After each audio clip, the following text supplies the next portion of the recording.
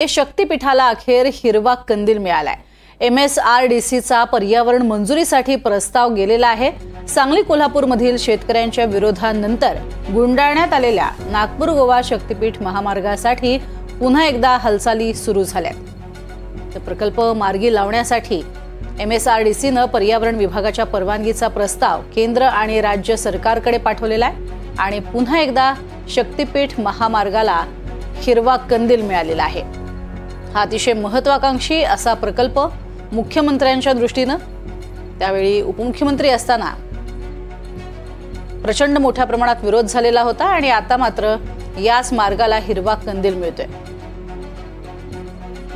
कसा आहे हा महामार्ग ग्राफिक्सच्या माध्यमातून पाहूयात। आणि मुळात शक्तीपीठ महामार्ग नाव का देण्यात आले तेही आपल्या लक्षात येईल। कुठून कुठेपर्यंत जातोय तर नागपूर ते गोवा असा हा मार्ग आहे। 760 किलोमीटरचा असा हा मार्ग आहे।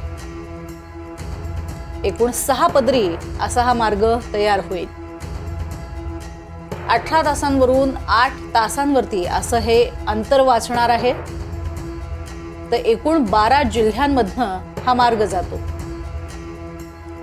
किती शक्तीपीठांना जोडणार तर 3 शक्तीपीठ या माध्यमातून जोडली जाणार आहेत। माहूरची रेणुका माता, तुळजापूरची तुळजाभवानी देवी आणि कोल्हापूरची अंबाबाई अशा या 3 शक्तीपीठांना जोडला जाईल।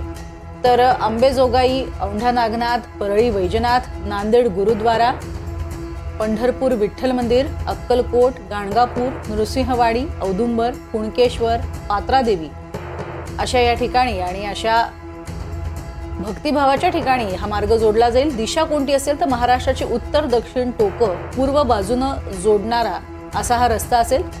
तर कोणकोणते विभाग जोडले जातील? विदर्भ, मराठवाडा, पश्चिम महाराष्ट्र आणि कोकण असे हे मार्ग या माध्यमातून जोडले जातील। तर प्रकल्पासाठी खर्च हा अंदाजे 86,000 कोटी इतका आहे।